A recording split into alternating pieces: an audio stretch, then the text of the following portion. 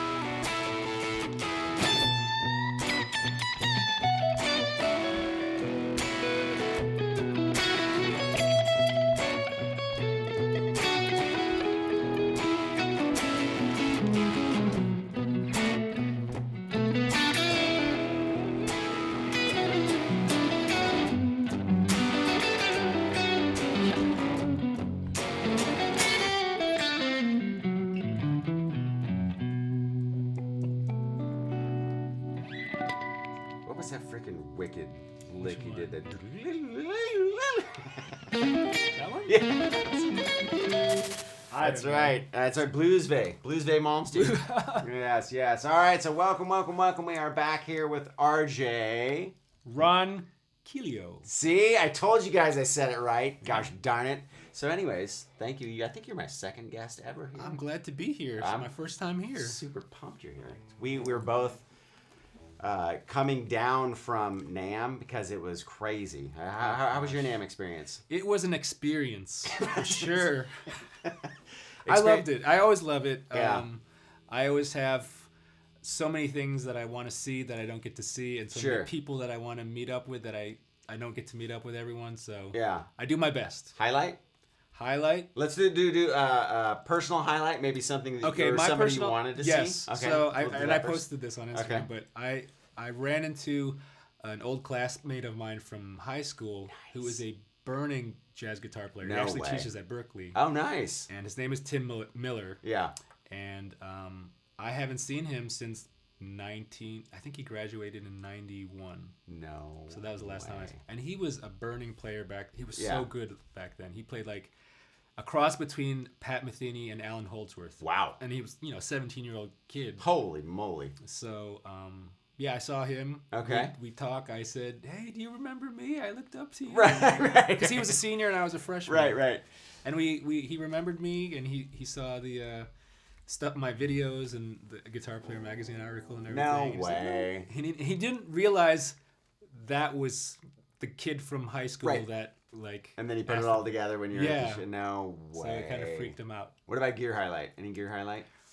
Or you do not even care? I saw so many pedals, so many guitars. It's overwhelming. It's crazy. Yeah, I can't think of one off the top of my head that just blew your socks off. Yeah. There's a lot of good stuff. That's the thing. Yeah. Sweet. So in this one, we've decided that you really like kind of blues and jazz. This is even though it's a little more like a Lethal Weapon soundtrack kind of thing. We're going to go outside of just pentatonic playing. It's going to be a minor chord progression. It's but getting you a little more actually, jazzier. Yeah, stepping outside the lines a little bit. So it's just a B minor. Sure. And then I do the... Yeah. Which kind of sets you up to be able to do Dorian if you want, right? Yeah, I mean, you can think of it multiple ways. Yeah. I can think of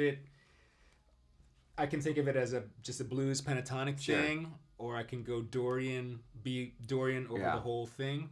But a lot of times I will play the changes, like the jazzers say, and thinking of it as each thing is a chord. Sure. So I'm thinking you're playing B minor to E7, dominant 7, even though with with B in the bass. Yeah. So I'm trying to hit some of those the chord tones of E, which is part of Dorian. Yeah. But when you think of it in terms of chord changes, it kind of changes my playing. Were you saying that you think of it in E Mixolydian? Is that what you were? Yeah. Okay, so which is the same. Okay, it's the same scale, but you. What I've noticed is when you call it something different, you play it differently than you would have thinking of it just B Dorian. Because in B Dorian, I'm going to spot certain. Yeah, because you think of these are my B Dorian licks, And then, but you can think of it, these are my B Dorian licks, these are my E Mixolydian licks that because I know. the Mixolydian saying that, it kind of gets you in a major frame you start of thinking mind, dominant right? 7 chord. Yep. And not playing just a Dorian phrase or arpeggio or however you want to do it. And so when you get to the G to the F sharp, when you come to this spot? So I think automatically like a G major 7 arpeggio. So give me an example. I'll play something. Okay, so break that down slow. Look at that one. There you go. This is an arpeggio that I've been playing for many years. So I start. So you're playing G. I started off with the F sharp. Arpeggio. Arpeggio. That's my new nickname. So anyway, sorry. Go ahead. I digress. I got yeah, exactly. So I'll start it off with the major 7 tone, as it's like a pull hammer-on. Sorry. Sure. And then just using that shape. Oh yeah, right. Okay. So I kind of get into it with a hammer-on. Oh, that's nice. And then I might hit that note, the 9th, which is A. Yep. Oh, that's awesome. Wait, slow that down a little bit. So I'll go up. Instead of just going down plainly, I'll add a little sugar to it. Yeah. Some. So I'm hitting the A there. So it turns from an arpeggio to something a little more scalar. Scalier. Yeah. I was trying to say that word. I'm like, wow, is that Scholar. a word? Yeah, right. Okay, so I think it's on Arpeggio. Yeah. Arpeggio. Anyway, so but in pentatonic thinking, that's yeah. Right, and so you're putting that G major 7. Am I wrong there with that? Over the top of that spot. Exactly. For those of you like myself that just know pentatonic scales. But anyways, so then you go to this. Yeah, this is where I have a lot of fun. Okay, so there's multiple things you can do, and like these days, if you've ever seen my videos, I like to do an Yngwie infused type of thinking, which is you're taking this, let's call it the 5 chord, because it's leading us back to our 1 chord, right? So I will take a diminished arpeggio, Arpeggio, and I'll play it off of the 3rd of that chord, so which is B flat or A sharp, however you say it. And I'll start it simply like that. Right. Now tell them what the trick is about diminish, though. Diminish is movable. Yeah. Every 3 frets, basically. So you can move this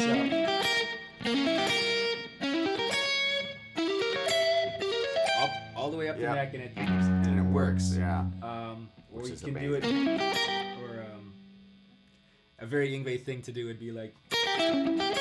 Oh, right, like this, Which is like Paganini-ish or classically, I don't know. I've never heard those guys. Yeah, he's Yngwie. Does he play? He was like a really crazy like virtuoso on the violin. Okay. And that's where Yngwie gets. Like the 5th Caprice. I know.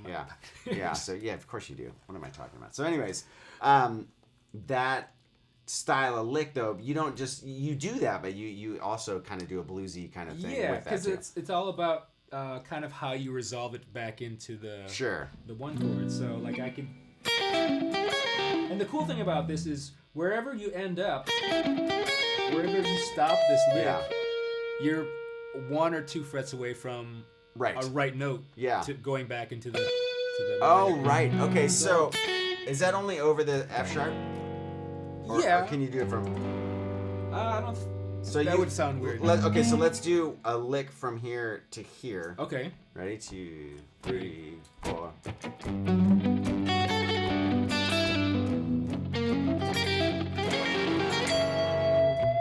I can bend that up. Yep. Get it back into the blues. Yep. Or we can do it again. One more time. 2, 3, 4.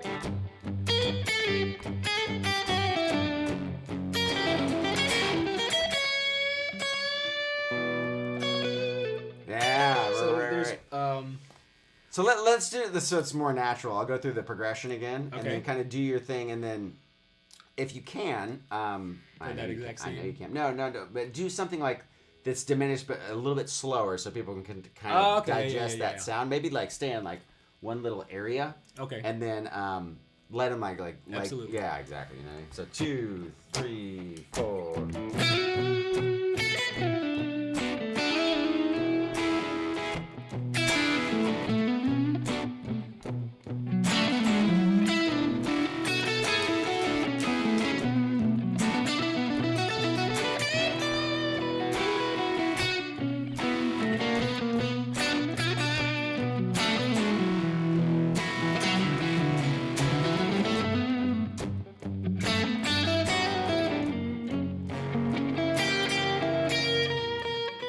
Yeah, see, that's cool. So you did a nice, really tasteful, slow lick there. Mm-hmm. Not that I don't like the Ingve ones because they're amazing, but... I was basically using the same notes, just putting them in different order. But that pattern is very cool to use. So you can just go like, you know, pick and choose how you feel, but wherever you end up...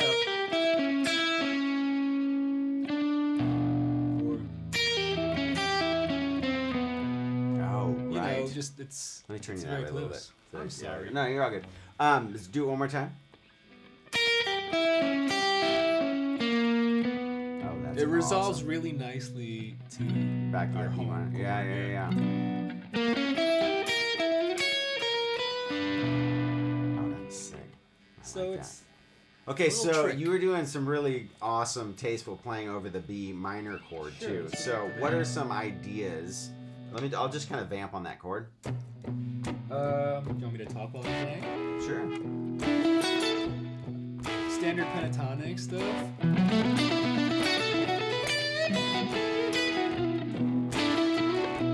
Dorian.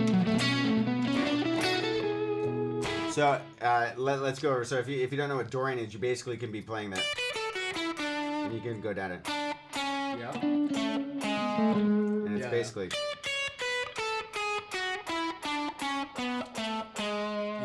To start, and then you can finish. Exactly, and there's particular chord tones, I should say, that I tend to gravitate towards. Okay, so what are those? So over.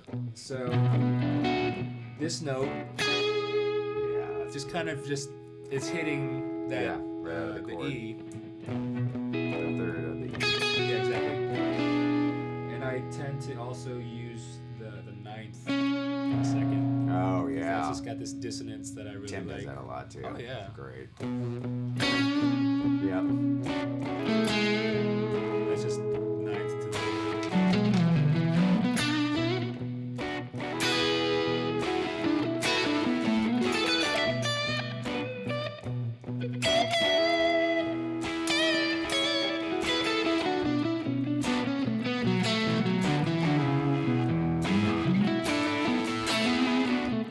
We'll go into the change now.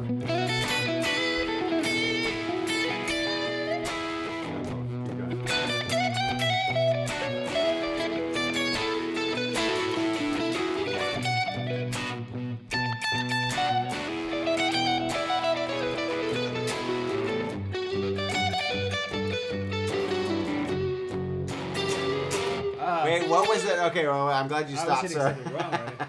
It's okay, right? But what you did before that over the G was amazing. That's almost the exact same thing I did down here. Okay, so break that. So if you don't mind, it's just my jazzy version of an arpeggio, or part of an arpeggio. I tend to like starting it on the major 7 tone.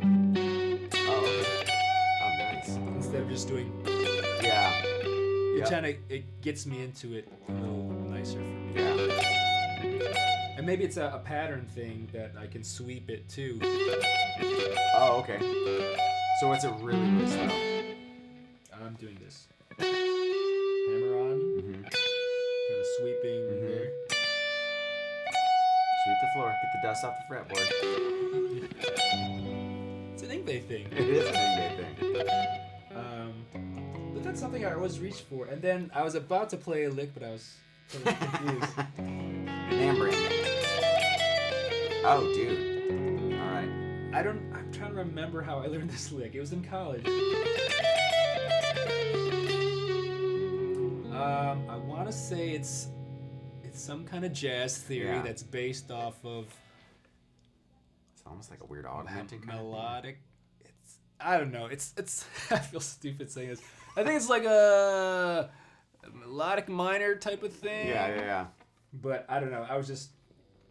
That's a shape that I always get into, and it gives it like a really jazzy, altered type of sound. Okay, so let me play the G to the F sharp to the back to home bass. 2, 3, 4.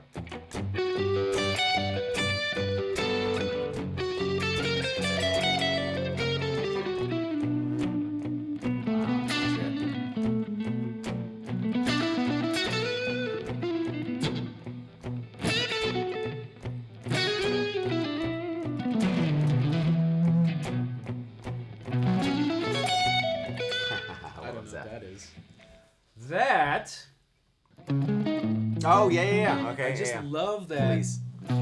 Yeah. Starting off with the stacked fifths. You know, it's what else is that?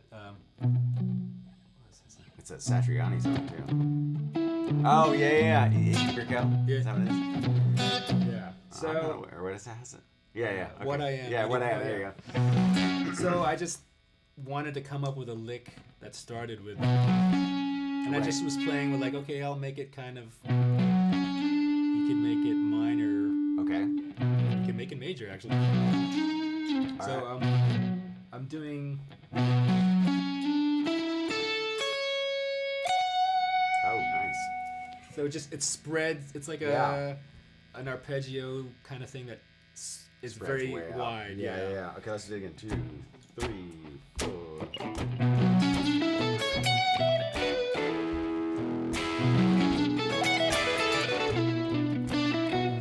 It? Yep.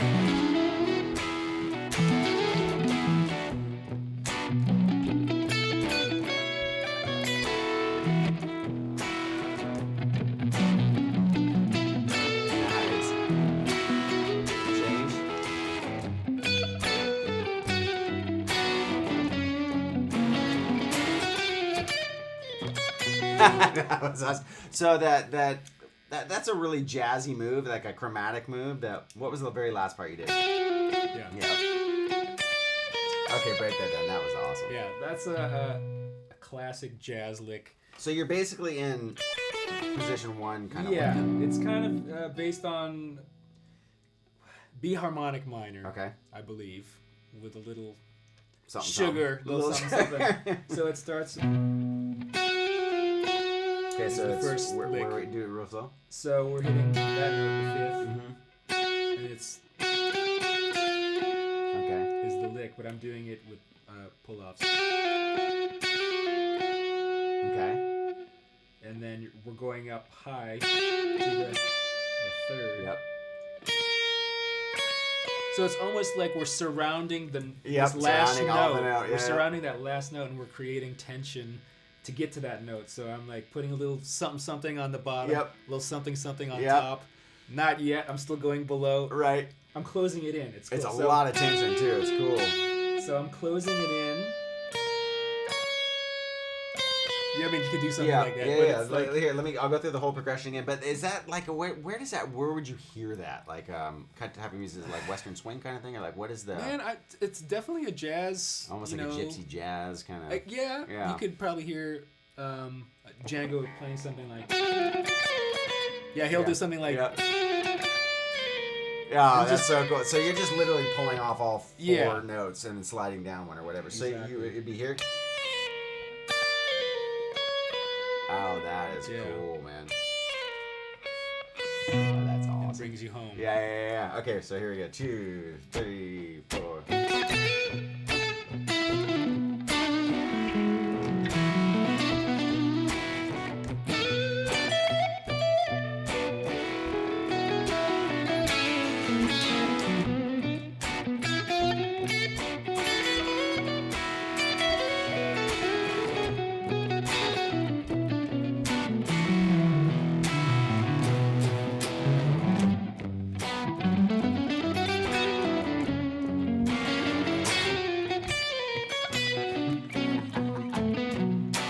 So that whole thing leading up to that was awesome. What was that? Because you did more of a 3-note per string kind of a lick. Do you remember what it was? Ascending? Yeah. That one? Or it sounded more like a yeah.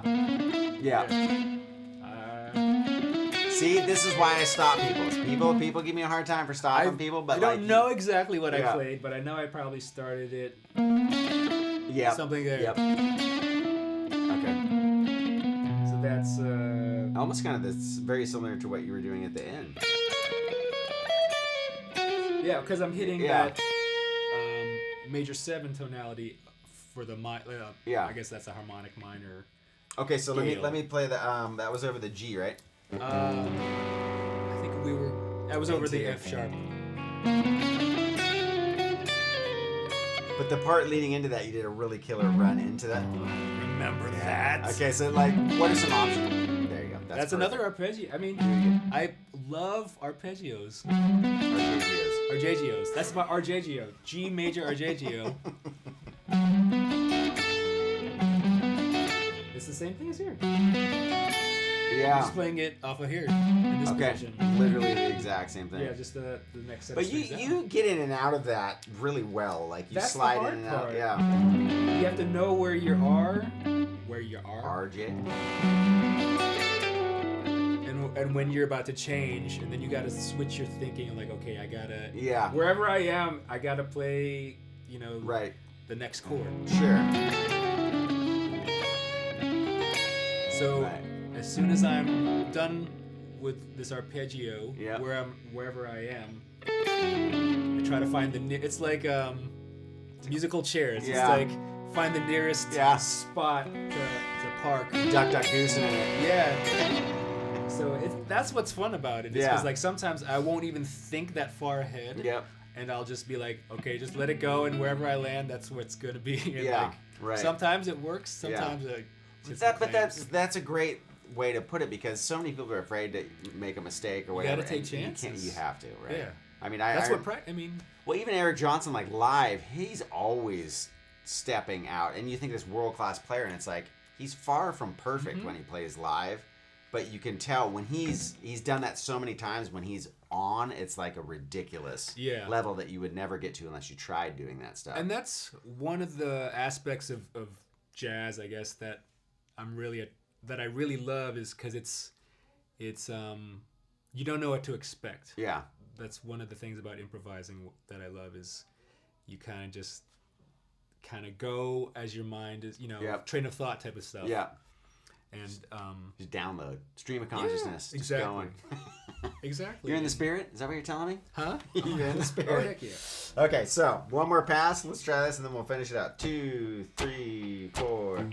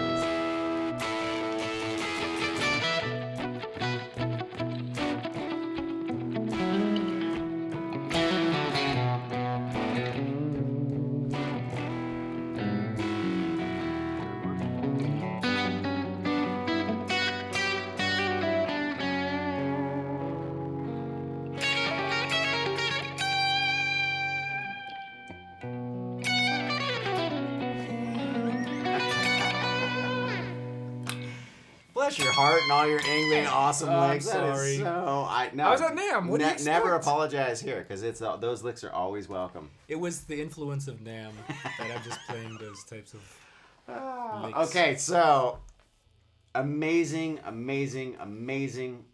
channel. Like literally one of my favorite YouTube channels ever. I'm gonna leave it in the link below. I'm talking about his channel. Oh. And the links below. Hendrix stuff's wicked. You gotta do some more Hendrix stuff, man. It's legit. I love him. Yeah, how can you not, right? He's big influence.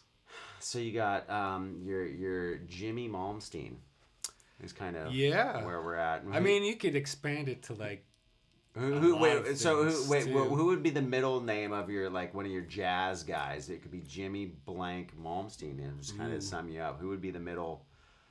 Oh, was Fat something, right? Is that what you were saying, or what was the last guy you were telling me about? The blues guy that was. Hollywood Fats. Okay. But if we want to go full on jazz, it'd be like, Wes Montgomery. So maybe like Jimmy West Malmsteen. Wow. Ooh, that's a title for my next record. Jimmy West Malmsteen. RJ plays the hits of Jimmy West Malmsteen. That's right. Okay, so look for it's coming soon. And he said he was probably going to come out with a record. So everybody keep pestering him till he does. Please. It's gonna be awesome. I need the help. I need the push. Thank you for coming by. Thank you, Brett. All right. Stay tuned for more coming soon. Thanks.